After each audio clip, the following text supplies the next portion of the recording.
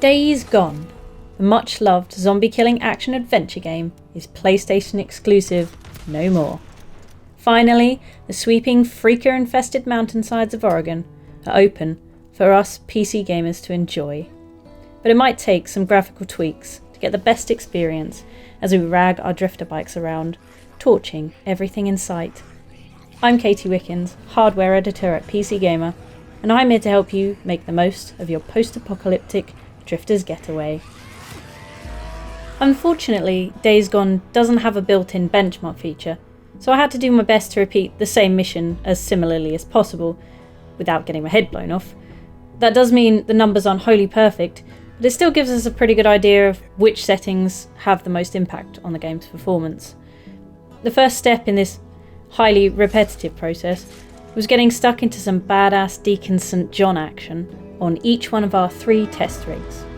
A budget rig powered by an MSI GeForce GTX 1650 Super Gaming X GPU and 10th gen Intel CPU, a mid-range machine fit with an MSI RTX 3060 Ti Ventus 2X, and AMD Ryzen 5 5600X.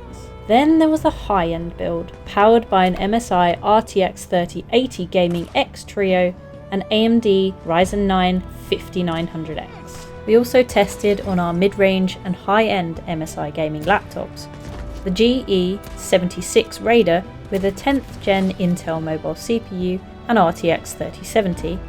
Then there was the GF65 Thin with 10th gen Intel CPU and GeForce GTX 1660 Ti combo.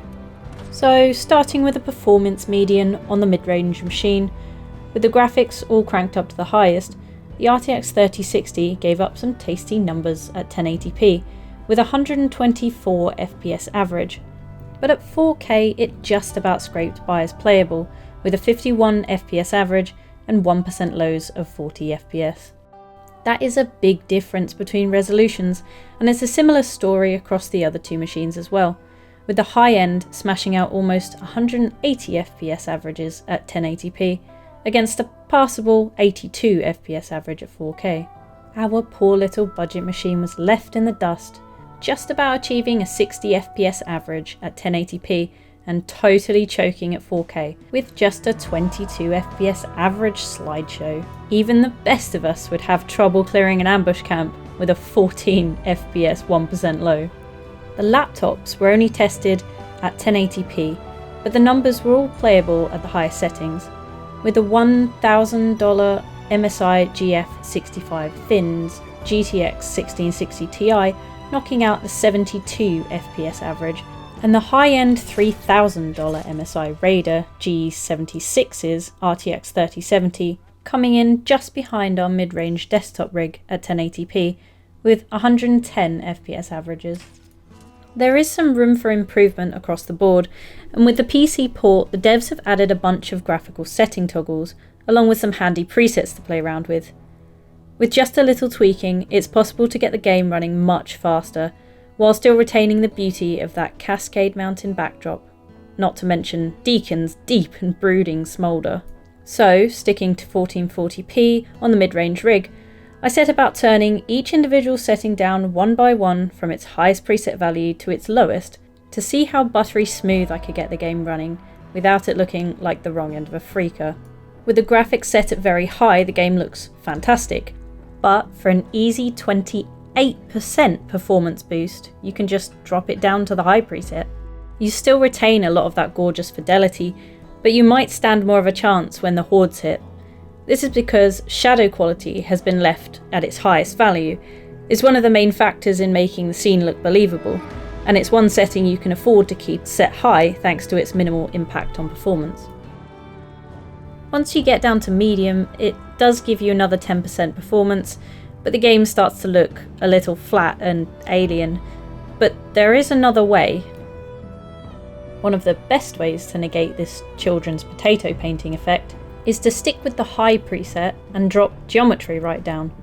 Deacon and company should stay gorgeous because they're the main event. It's only really the meshes for grass and the trash strewn across the floor that are affected, and how often are you going to be inspecting them? It's an easy 9% performance boost for not a lot of visual impact. If you couple that with the lowest cloud and fog value, you can get another 9% performance boost on top of that. Sure, it won't be as eerie riding through abandoned graveyards at twilight through the mist, but actual clouds still look stunning, and smoke doesn't seem to be affected at all. Then there's lighting.